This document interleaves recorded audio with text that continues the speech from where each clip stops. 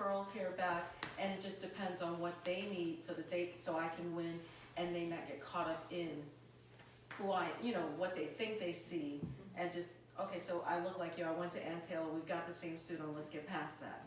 So that's all. I was just gonna say, because sometimes it's just showing up with the data and just saying, I'm giving you what's expected, and then some, so that the next generation, the next person who looks like me, you can just respect their efforts and not judge them on their package. So thank you for your comment. Anyone else have any more comments about aggressiveness versus assertiveness? I had a question on, you said the 9 to 5, 15, with the first. DD115. Right, can you explain that a little bit more? DD115 is direct deposit first and the 15th. So it's, I look at it as, my corporate clients that we work for, the people that we work for are DD115. So they're usually not pleasant, often. They usually, we have a tremendous amount of responsibility in the work that we do.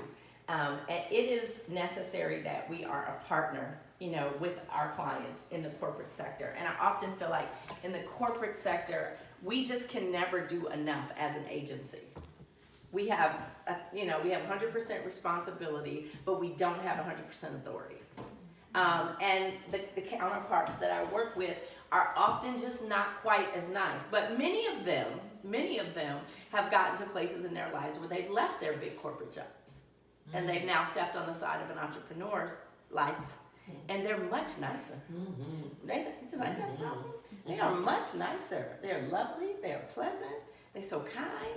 They call me. They sincerely call me back when they say they're gonna call me. I notice that being a lifetime entrepreneur. So I think that is commonplace. I don't think I'm the only person that sees that. And I just often wonder why. They're unhappy. Of course, hurt people hurt people. Yes, ma'am. I have a question. Yes. Wouldn't that be the pressure from their bosses that brings all that from them? Are they supposed to show? I think it can be many things that causes it, right? But what I know is that I try to live my life with intention. I try to be very intentional with everything I set out to do, right? And so I know that I am not going to let someone else, right, deter who I am and who I've built myself to be and who I believe that I am called to be, right? So it takes a lot. Not many people can take me off of my game or off of my course in life, right? So if I walk in a room, it doesn't matter if I had a bad day. It doesn't matter if I just lost $100,000 on a deal. It doesn't matter. The only thing that matters is this moment that I have with you right here, right now. And I'm going to give you my whole heart. I wear my heart on my sleeve everywhere I go. And I'm going to give you everything I got because I want this moment to be your interaction with me to be the best moment it could possibly be with me.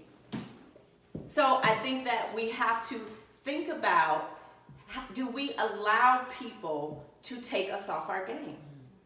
And is it taking us off our game when we are in the workplace and we cannot find that balance between being a boss, right? Doing what you need to do, handling your business, running your departments, running your divisions, running your companies, whatever it is, without being bitchy. Are we capable of doing that? Absolutely. Yes, we are. Please share. You seem really sweet too to work with. Until you cross me. Okay.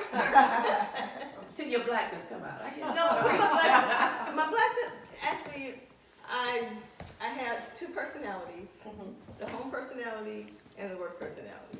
And I am like you. I will give you my very best, but I'm also paying attention to everything that's going on all the time, which is, and it always bothered me, especially with black women, because those were, when I was in the workplace for the most part, those were my biggest nemesis. The people who were angriest that I was up here and they were down there. But they weren't willing to do what it took to get up there. So it was really an interesting dichotomy. So for the most part, until recently with the Bell Network and other places, I didn't have many women friends because I didn't play in their space, and I don't don't like all of the pictures that you were talking about, you know, the reality shows and stuff. I like to take all those people and slap them for being so stupid and showing their ignorance in the public to other folks. So I don't know if that's helpful or not. But you know, my attitude was always, do I want to win the war or the battle? Mm-hmm. And sometimes you have to let that battle go to win the war. Mm-hmm. And so you have to kind of think about it. Is this worth being whatever it is I want to show in the workplace? Or I'm really good at keeping my face so you can't tell what I'm thinking, mm-hmm. especially in a corporate environment. Mm-hmm. I might be calling you the biggest son of a so-and-so in the world, but you would never know it. Mm-hmm. Unless every now and then I would go off, but it would have to be really bad, and I only had to do it maybe once or twice, and then folks knew to leave me alone. And I was at a high enough level so they knew I could fix them if I wanted to. So it's, you know, you have to look at everything that goes on around you. And the people who say, I did my 8 hours, I'm going home. Well, you aren't going anywhere except home. Nobody's going to give you anything. You aren't going to move up any ladder. You aren't going to be put in charge of anything worth saying that you were in charge of, because they don't want that energy in the space. You're right, it is about energy. That's part of it. And it's are you winning the battle or are you winning the war? Are you getting where you want to go? You keep your eye on the prize. And the prize might mean you have to shut your mouth and not say whatever it is you're thinking, and put a smile on your face when you want to cut somebody out. Mm-hmm. Okay. Thank you for that. So we all know that women are stereotyped, and sometimes rightfully so, yes. That we are stereotyped as being overly emotional. So what are some of the ways that you, anyone in the room, kind of is able to handle your emotions so that when you get into the workplace, the grocery store, the bank, whatever it is, that you're able to put those emotions aside and greet people with love, respect, and kindness? Yes. I have an internal monologue of affirmations that I'm running constantly in my mind, because, you know, when you're working with people, especially with money, people get really interesting when it comes down to their money. I mean, they get kind of crazy when it comes down to their money.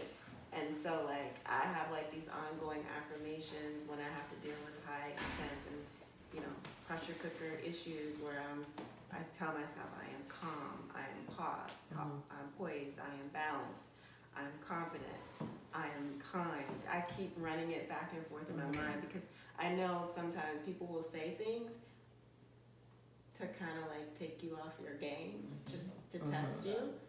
And I know that it's important for me to control my emotions and not allow anyone else to control my emotions. And that's where energy comes into play, because people will try to, you know, rock your energy so that they can control you.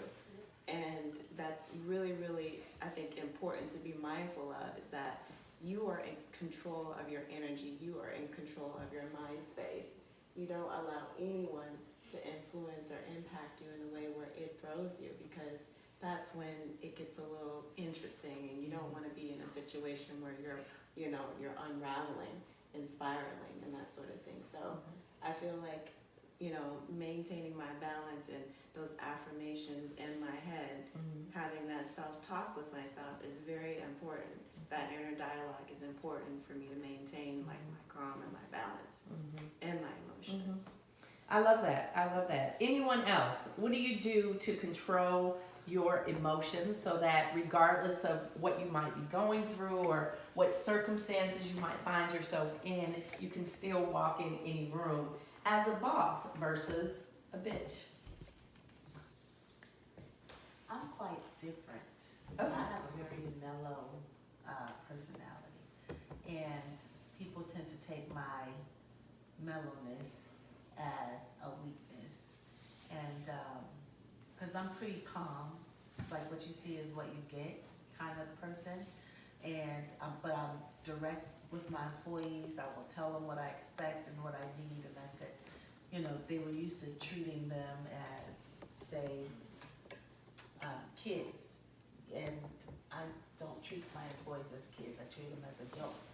So if you come in and if you're late all the time, then you deal with the consequence of being late or not doing those things. But on the other end, my employees were good with that, but it was the leadership. They wanted me to be more, I don't know, a louder person or a more aggressive person, but that's not who I am, and so they would take it as a weakness. And I had to find that balance. How do I show my assertiveness without looking like that I'm not? And what are some of the things that you did in order to achieve that? I was still finding that way, you know. I always respected my employees. I treated them as adults. They loved it, but leadership expected me to be different, but I couldn't be different than who I am.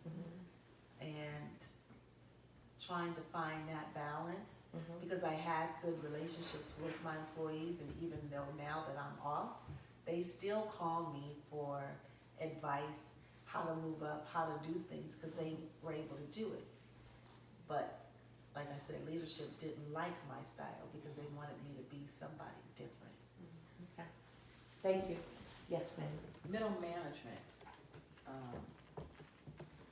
in the corporate realm, for some reason they want them to be evil. For some odd reason, I don't know what that is, but I managed branches in banking, and my employees loved me as well. And I had, when I found out some of them were going up the corporate ladder, I would help them because I would find what their strengths were. And as a manager, that's what you're supposed to do. That's right. As a leader. Yes. I didn't manage, I led. Yes. Okay. So my style was different, but yet I was firm with being late and different things and the lack of responsibility, because when I found out that you just didn't want to be responsible, then maybe this is not the job for you. Right. But I noticed in every single professional job in corporate America, they always have the middle manager who clearly doesn't know what the hell he's doing, doesn't know anything about doesn't want to know any of the employees, treats the employees like dirt, fires people for no good reason, and causes the company to have lawsuits, literally. Says things that are just completely out of the handbook that says this is not what you're supposed to be telling.